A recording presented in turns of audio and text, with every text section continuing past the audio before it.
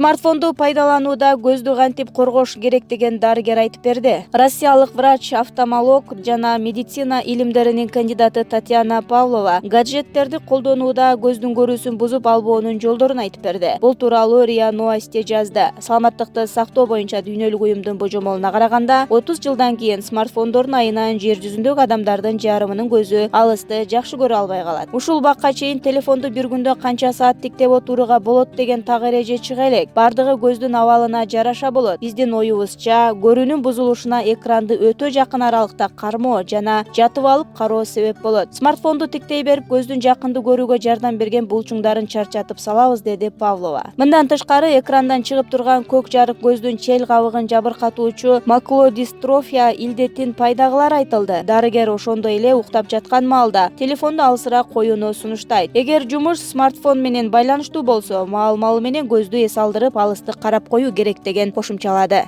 Жөтөлгө каршы эң жеңил пюрени үй шартында жасайбыз. Кыш жакындап күн сууктай баштаганда сасык тумоо оорусу күч алат. Сасык тумоо менен ооруп жөтөлүп калган учурда кымбат дары-дармекке акча коротуп отурбастан жөнөкөй эле үй шартында колдонуп жүргөн азыктардан сироп жасасаңыз болот. Ал үчүн болгону жарым килограмм сабиз менен 3-4 кашык бал керектелет. Сууга бышкан сабизди майдалап пюре кылып аласыз дагы ага балды кошосуз. Даяр болгон сиропту муздаткычка коюп, күнүнө чай кашыгы менен 3-4 жолу ичип турасыз. Сабиздин курамында каротин, антиоксиданттар жана башка витаминдер бар. Алар бетке, чачка, көзгө пайдалуу. Эгерде даяр болгон сиропту же сабиздин согун ичип турсаңыз, кан басымды түшүргөнгө, кандагы холестериндердин бир калыпта болушуна, организмди тазалаганга, шишиктин пайда болбошуна жардам берет.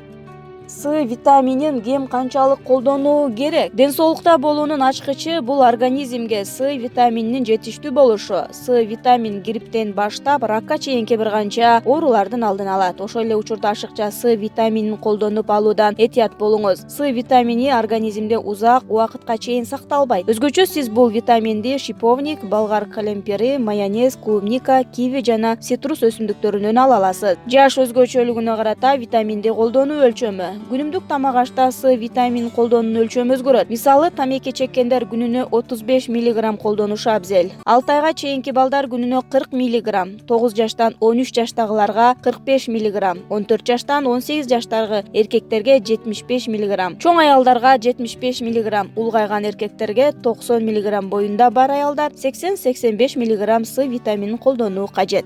Ичеге карынды тазалоочу суусундук. Ичеге карын адамдардагы абдан маанилүү роль аткарган органдардын катарын толуктайт. Анткени анын функциясы организмдеги зыяндуу токсиндерди, шлактарды бөлүп чыгарат. Дал ошол токсиндер жана шлактар организмде топтолуп отуруп, адамдарда туура эмес жашоо образы башталат. Ал улам көбөйүп отуруп, кийин канга өтөт. Ошондуктан биз сиздерге ичеги карынды тазалоочу суусундукту сунуш кылабыз. Бул суусундук минералдарга, антиоксиданттарга жана витаминдерге бай. Колдонулуучу азыктар: жарым чай кашык алма уксусу, 2 чай кашык лайма, 1 чай кашык имбирдин согу, жарым чай кашык деңиз тузу, жарым стакан фильтрленген суу. Даярдоо жолу: сууну алгач кайнатып аласыз. Ал бир аз муздаганда ага деңиз тузун салып, эригенин күтөсүз. Андан соң алманын согун жана имбирди кошуп, жакшылап аралаштырыңыз. Даяр болгон суусундукту күнүнө 3 маал колдонуу керек. Колдонуу убактысы 1 жума.